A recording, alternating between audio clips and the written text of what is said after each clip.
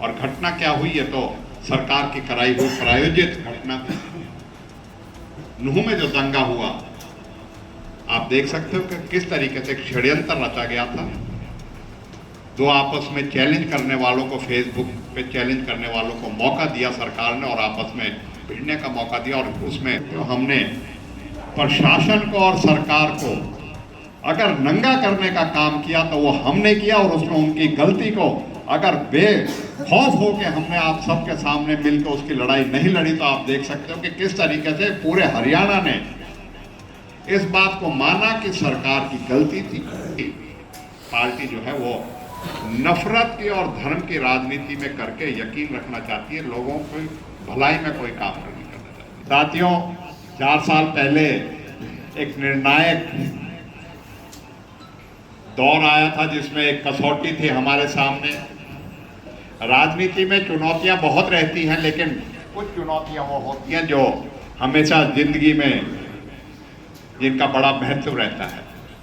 हम 5 चुनाव लड़ चुके हैं, लेकिन 2019 का चुनाव, और जिसमें बीजेपी ये कहती थी हम फिर से दोबारा सरकार बनाएंगे और सीधा मुकाबला बीजेपी से था, और बहुत से लोग जो कहीं किसी के भी नहीं है, कोई विचारधारा नहीं है, सिर्फ अवसरवादी हैं और सोचते हैं कि पार्टी को बदल के हम जो है अपना चेहरा बदल के, अपनी पार्टी बदल के हम लोगों को धोखा दे सकते हैं। एक ऐसी चुनौती थी, और उस चुनौती में आप सबका सहयोग मिला था, आपका आशीर्वाद मिला था, आपका प्यार मिला था। मैं जिंदगी भर, जीवन भर उस प्यार का, उसका हमेशा आप लोगों का ऋणी रहूंगा, आप सबका एहसानमंद रहूंगा। और इसी बात को मैं कहता हूं कि इन 4 सालों का अगर हम कार्यकाल देखें, क्योंकि पार्टी की और उनकी बातें अभी बाद में करेंगे, उन 4 साल में जो चुनौतियां हमारे सामने आई, चाहे आमजन की समस्या थी, चाहे गांव की समस्या थी, चाहे इलाके की समस्या थी, चाहे मानवता की समस्या थी, या कोई सामाजिक समस्या थी। इस दौरान कोरोना आया,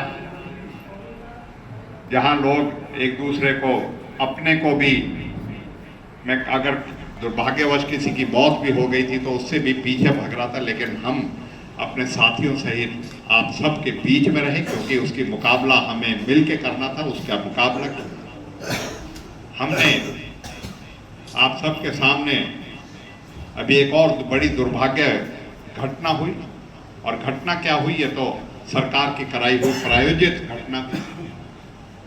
नूह में जो दंगा हुआ, आप देख सकते हो कि किस तरीके से षड्यंत्र रचा गया था।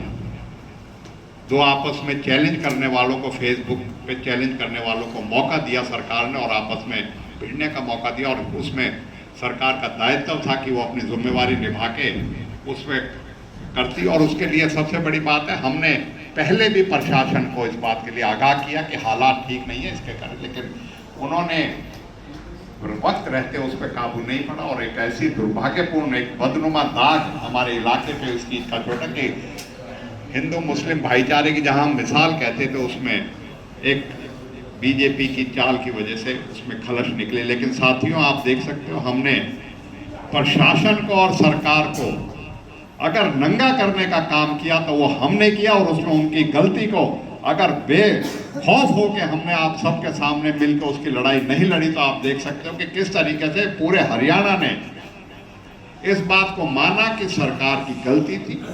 और इसमें 2 समुदायों की लड़ाई नहीं थी, ये कोई हिंदू मुस्लिम का झगड़ा नहीं था, ये झगड़ा था 2 ऐसे समूह का जो एक दूसरे को फेसबुक पे चैलेंज कर रहे थे, और जो फेसबुक पे चैलेंज करके जिनको सरकार के संज्ञान में भी था, लेकिन सरकार ने उस चीज को होने दिया, और बड़ी दुर्भाग्यपूर्ण घटना हुई।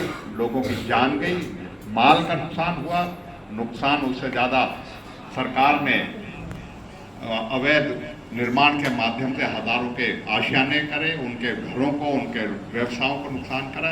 और वो सिर्फ इसलिए थी क्योंकि बीजेपी पार्टी जो है वो नफरत की और धर्म की राजनीति में करके यकीन रखना चाहती है, लोगों की भलाई में कोई काम नहीं करना चाहती। लेकिन मैं आज आपके बीच में कह सकता हूँ कि मैं शुक्रगुजार हूँ समाज का, मैं शुक्रगुजार हूँ हिंदू मुस्लिम एकता के उन आलमदारों का जिन्होंने संयम रखा। मैं शुक्रगुजार हूँ किसान यूनियन के संगठनों का मैं शुक्रगुजार हूँ।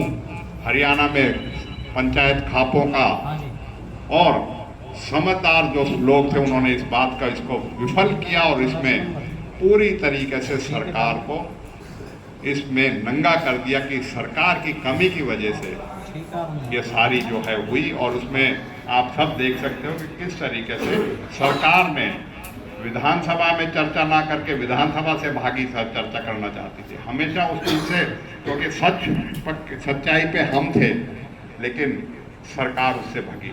लेकिन आपको आज बता सकते हैं कि आप सबके सामने आज शीशे की तरह साफ है कि किसकी वजह से दंगा हुआ था और क्या कौन दोषी थे। इसमें दोषी थी तो सरकार थी और सरकार की वजह से ये दंगा हुआ था। और साथियों मैं कह सकता हूँ बहुत से निर्दोष बच्चे जो है आज तक भी जेलों में हैं।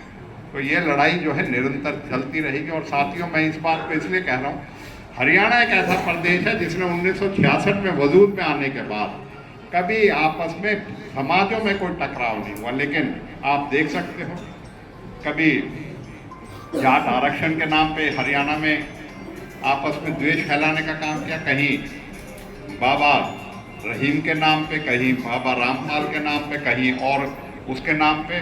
और इसके साथ साथ कर्मचारियों पे, किसानों पे, खिलाड़ियों पे सारी उसमें यह सरकार जो है दमन की नीति जो है अपनाने का काम कर